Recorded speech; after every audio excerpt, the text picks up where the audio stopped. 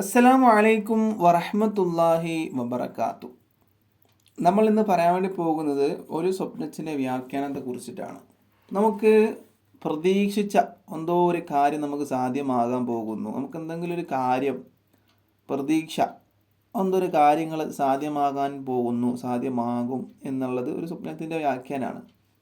പിന്നെയോ നമുക്ക് പേടിയുണ്ടാകും എന്നുള്ളതും ഒരു സ്വപ്നത്തിൻ്റെ വ്യാഖ്യാനമാണ്.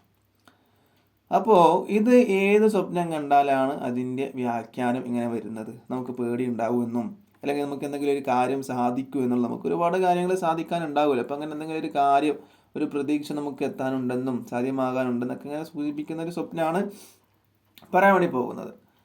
അപ്പോൾ എന്ത് സ്വപ്നമാണെന്ന് വെച്ചാൽ, മഴയുണ്ടല്ലോ, മഴയും അതിന് കൂടെ ഇടിയും, മഴയും അതിന് കൂടെ ഇടിയും മിന്നലും സ്വപ്നം കണ്ടാൽ എന്തായിരിക്കും ഇതിൻ്റെ വ്യാഖ്യാനം?